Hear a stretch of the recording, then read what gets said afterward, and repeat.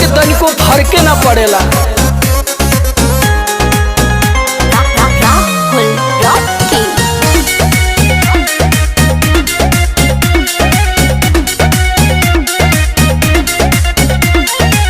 चैती बयरिया मचौले बतबाही, लस लस देह करे आवेला जम्हाई। चैती